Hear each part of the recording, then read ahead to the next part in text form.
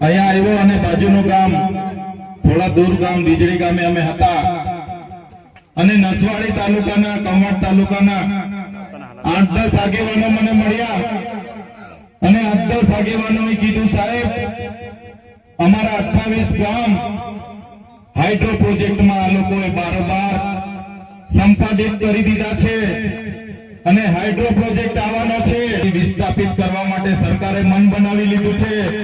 Collector SP એમના પ્રાયોજના વહીવટદાર એમના DCA એમનું ખાણ ખનીજ વિભાગ એમનું જીએમડીસી જીઆઈડીસી અમારે ત્યાં આવે છે પોલીસને લઈને। 28 ગામના લોકોને કેમ છો તમે? 28 ગામના માત્ર નથી, તમારી સાથે 1,25,00,000 આદિવાસીઓ પણ છે।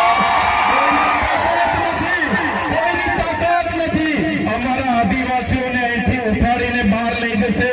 જે દિવસે આ ગુજરાતની ભાજપની સરકાર અમારા 28 ગામના આદિવાસીઓને ઉઠાડવા માટે આવશે એ દિવસે ચૈતરભાઈ, રતનસિંહ, રાધિકાબેન રાઠવા,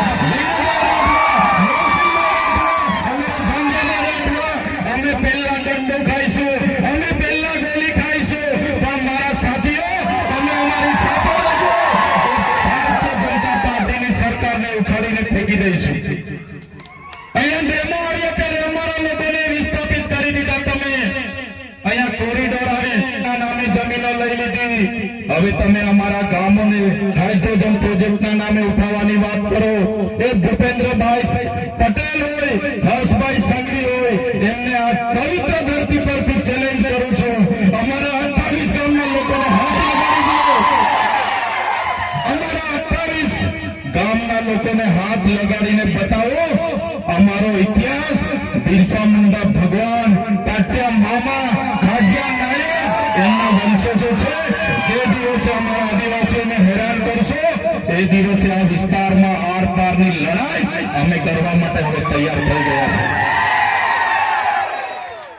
જ્યારે આદિવાસીઓને જાગૃત કરવાનું કામ અમે કરીએ છીએ, અમારા લોકોની અસ્મિતાની વાત કરીએ છીએ તો નથી। આ ભાજપની 30 વર્ષની સરકારે મને દબાવવા માટે, મને તોડવા માટે એક વાર જેલમાં નાખી દીધો, બીજી વાર જેલમાં નાખી દીધો, ત્રીજી વાર જેલમાં નાખી દીધો અને મને દબાવ્યો। ભાજપમાં લઈ જવા માટે, તોડવા માટે મને ડરાવવામાં આવ્યો। પણ ભૂપેન્દ્રભાઈ પટેલ એ હર્ષભાઈ સંઘવીને પણ કહેવા માંગુ છું, આ ચૈતરભાઈ વસાવા આદિવાસીનો દીકરો છે, આદિવાસીનો દીકરો છે, એ ડરવાનો નથી। કરારા જવાબ મિલેગા, કરારા જવાબ સમય આવશે, કરારા જવાબ આપીશું અમે। હમણાં 30 તારીખે કેવડિયામાં દેશના વડાપ્રધાન મોદીજી આવ્યા। 31 તારીખે મોદીજીનો એકતા પરેડનો કાર્યક્રમ હતો અને આ લોકો 15 તારીખે ડેડિયાપાડામાં નરેન્દ્રભાઈ મોદીજીને ફરી ચૈતરભાઈ વસાવાની લડતને દબાવવા માટે લઈને આવે છે। લઈને આવે એનો મને જરાય વાંધો નથી, અમે વડાપ્રધાન શ્રીને મારી ધરતી પર આવકારીએ છીએ।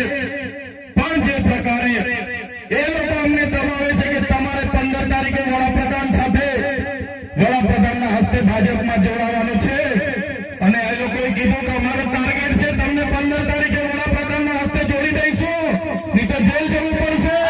ત્યારે ભાજપના નેતાઓને કહેવા માંગુ છું, તમે 15 તારીખે અમને જોડવાની વાત તો દૂર, તાલુકા જિલ્લા પંચાયતની ચૂંટણી આવતા હતા તમારા 1 લાખ કાર્યકરોને હું આમ આદમી પાર્ટીમાં જોડી દઈશ।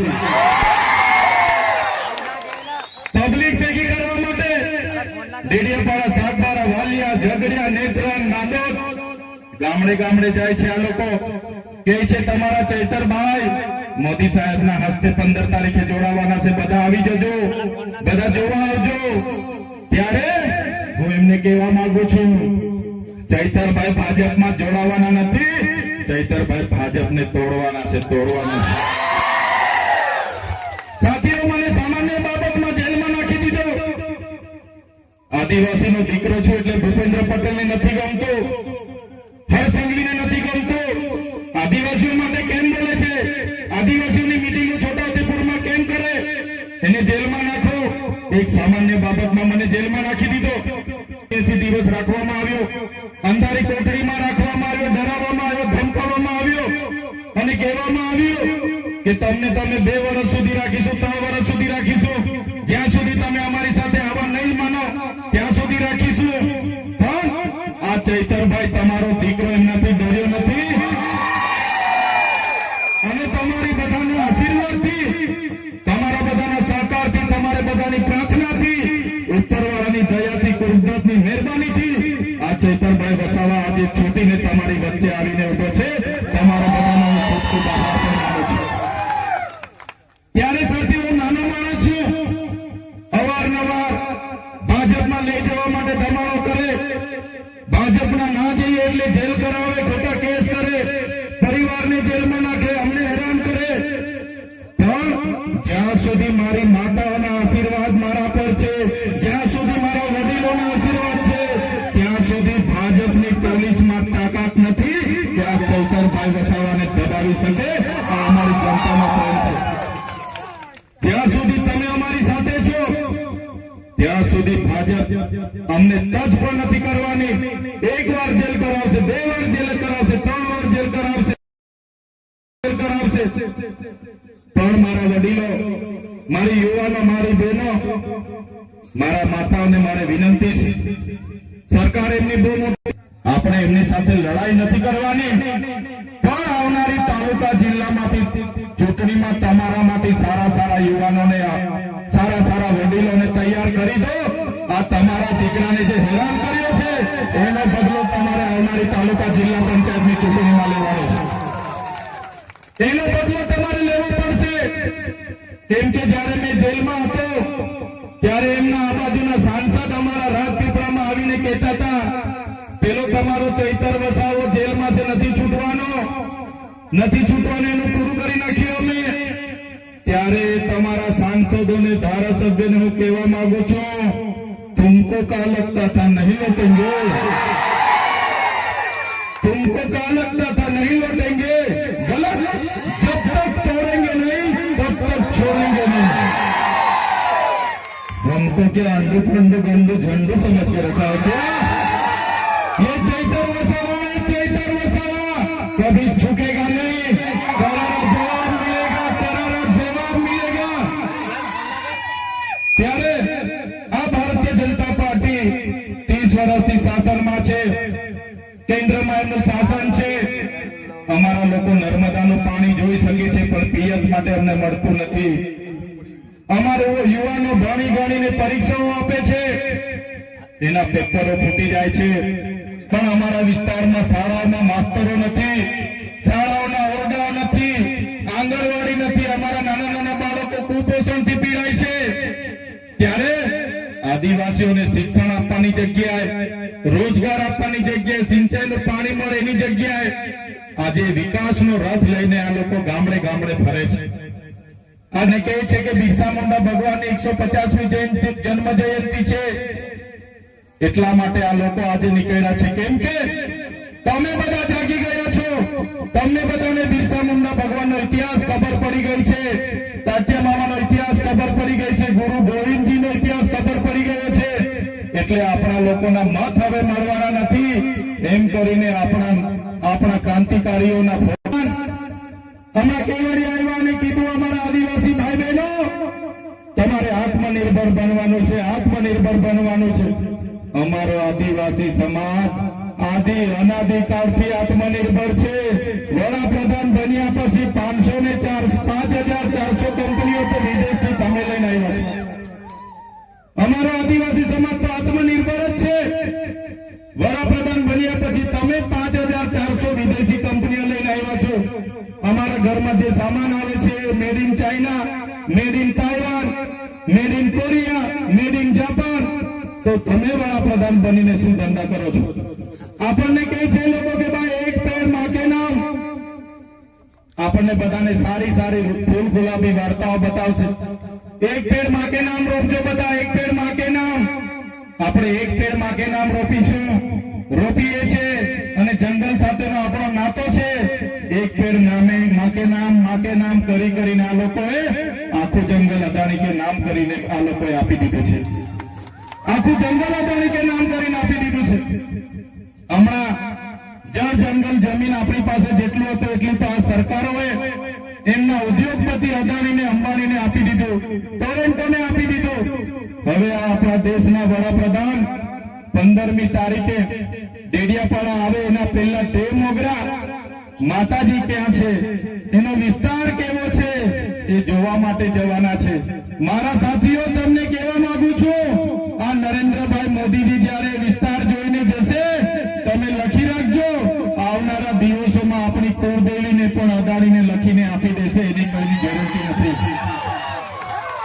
કેમ કે આ વ્યક્તિ જ્યાં જાય, જેનું દર્શન કરી આવે, જેને જોઈ આવે, એ પછી રિલાયન્સને આપી દે, ટાટાને આપી દે, અદાણીને, બિરલાને આપી દે.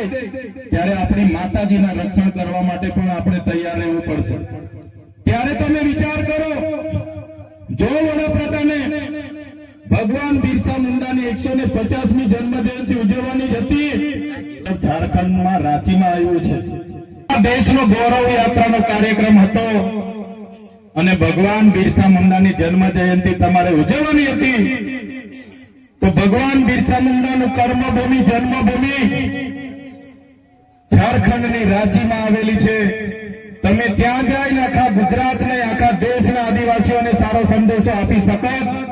પણ ડેડિયાપાડામાં આવીને ચૈતરભાઈની વિકેટ પાડવાનું જે તમે આયોજન કર્યું છે, આ આદિવાસી સમાજ જોઈ રહેલો છે. આવનારા દિવસોમાંથી આખા ગુજરાતમાંથી તમારી વિકેટ પાડી દેવા માટે અમે તૈયાર છીએ. અમે આંદોલનો કર્યા, આદિવાસી જાગૃત થયા, એટલે આ લોકોને થયું કે હવે આદિવાસીઓ તો જાગી ગયા છે. ધીરે ધીરે ચૈતરભાઈ સાથે જવા લાગ્યા છે, આમ આદમી પાર્ટીમાં જોડાવા લાગ્યા છે, ગોપાલભાઈ ઇટાલિયા, ઈશુદાનભાઈ ગઢવી, અરવિંદ કેજરીવાલ સાથે જવા લાગ્યા છે. એટલે એ લોકોએ આખું મંત્રીમંડળ બદલી નાખ્યું. વડીલો જે પ્રકારે કહે છે, કોઈ ભેંસ ઓછું દૂધ આપે તો એના ખીલા બદલવાનું નથી રહેતું, ભેંસ બદલી નાખવી પડે છે. નાખવી પડે છે કે નથી નાખવી? ત્યારે આ લોકો મંત્રી બદલે છે. પણ મારા તમામ આગેવાનો, તમામ વડીલોને, માતા બહેનોને કહેવા માંગુ છું, આવનારા દિવસોમાં આપણે મંત્રીમંડળ બદલવાનું નથી, આપણે આખીને આખી સરકાર બદલી નાખવાની છે. આ લોકો તૈયાર છો બધા? સરકાર બદલી નાખીશું, સરકાર બદલી નાખીશું, પરિવર્તન લાવીશું, પરિવર્તન લાવીશું, પરિવર્તન લાવીશું. આજે તમે કેટલું લડશો, ટકી નહીં શકશો. હજુ પણ જેલમાં જશો. આવી જાઓ, મંત્રી બનાવી દે, તંત્રી બનાવી દે. તમારા મંત્રી બની જઈશું, તમારો તંત્રી બની જઈશું, પૈસા કમાઈ લઈશું, બંગલા બની જશે, ગાડીઓ બની જશે. પણ અમારા આદિવાસીઓ માટે પછી કોણ બોલશે? કોણ બોલશે અમારા આદિવાસીઓ માટે? આ વિસ્તારના ઓબીસી માટે કોણ લડશે? આ વિસ્તારના એસસી એસટી માઇનોરિટી માટે કોણ લડશે? ત્યારે અમે કીધું, તમારામાં જેટલા અમારા નેતાઓ છે, એ નેતાઓને તમે એક પિંજરાના વાઘ જેવા, સર્કસના વાઘ જેવા બનાવી દીધા છે. આ વિસ્તારના પણ મોટા મોટા નેતાઓ પોતે વાઘ છે એવું કહેતા હતા. અમે જયારે મીટિંગ હોય ત્યારે ભાષણ કરે, ટાઈગર અભી જિંદા હે, ટાઈગર અભી જિંદા હે. એ ભાષણ કરવા વાળા ભાજપમાં ગયા અને સરઘસના ટાઈગર બનીને આજે બેસી રહ્યા છે. સરઘસના ટાઈગર બનીને બેસી રહ્યા છે. ઉપરથી જેટલી ચાવી ફેરવે એટલું રમકડું ગાય, એટલી જ ભજન એ લોકો ગાય છે. ત્યારે સાથીઓ, આ તમારો દીકરો, આ ચૈતર વસાવો એમના સરઘસનો ટાઈગર નથી બનવા માંગતો, જંગલનો ટાઈગર બનીને સ્વતંત્ર ફરવા માંગે છે. જે બધા સ્વતંત્ર ફરવા માંગીએ છે, આ બધો ઇલાકો અમારો છે. અમારા નસવાડીના એક કાકા ધારાસભ્ય છે, સિનિયર ધારાસભ્ય. નસવાડીમાં આજે અમારો પ્રોગ્રામ હતો. કાકાએ અમારા સરપંચોને ડરાવ્યા અને અમારા પ્રોગ્રામમાંથી અમે પ્રોગ્રામ રાખી દીધા. ત્યારે કાકાને કહેવા માંગુ છું, આજે ચૈતર વસાવાને નર્મદામાંથી તળી પાર કરી દીધા છે, ત્યાં જવા નથી દેતા. આજે ડેડિયાપાડામાં પ્રવેશબંધી છે.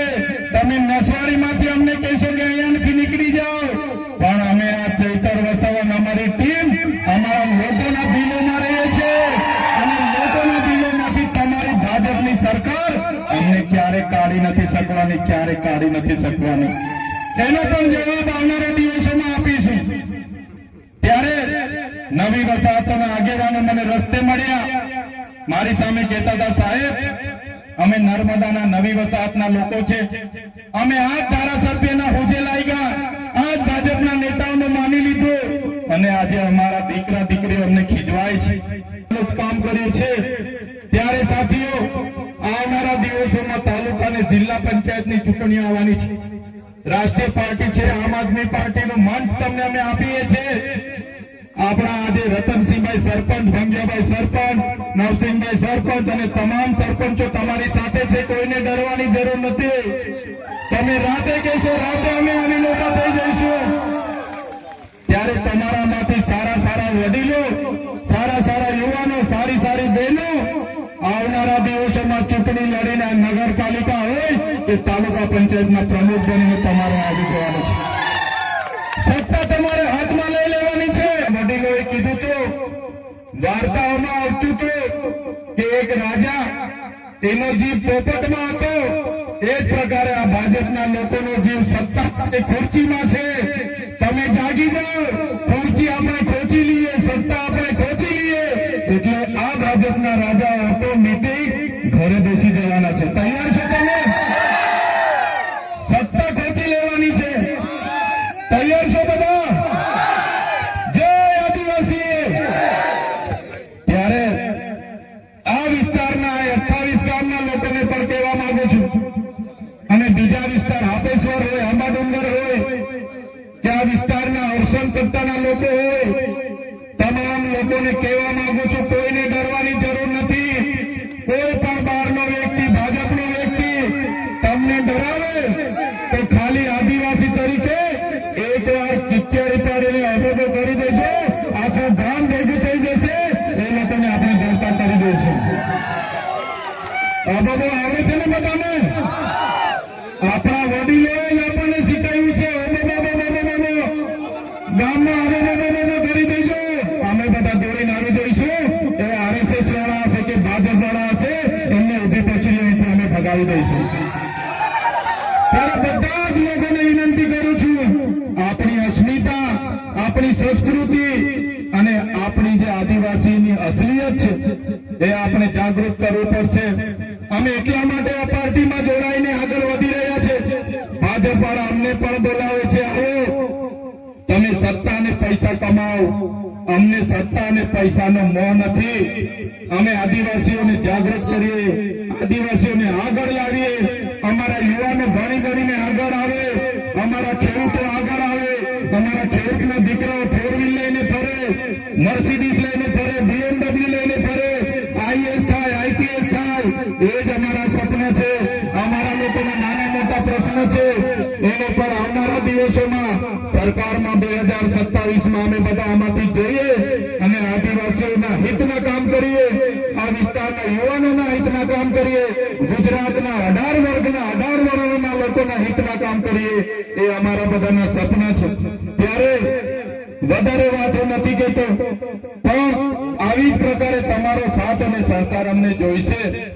કેમ કે આ લોકો ત્યારે આવનારી ચૂંટણીઓમાં પણ આપણા આ વિસ્તારના કેટલાક ભાજપના નેતાઓ આ જ કામ કરશે. એના કરતા તમે તમારામાંથી ઉમેદવારો ટાઈગર છે અને જ્યારે રન કરશો ત્યારે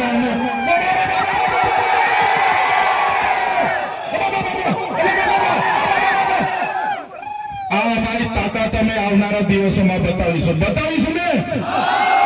તૈયાર છો બધા? ધન્યવાદ. જોઉં છું તમામ વડીલો, માતા બહેનો, મીડિયાના મિત્રો, પોલીસ મિત્રો, તમામ લોકોનો ખૂબ ખૂબ આભાર માનું છું. ધન્યવાદ. જય આદિવાસી, જય જોહાર, જય ભારત.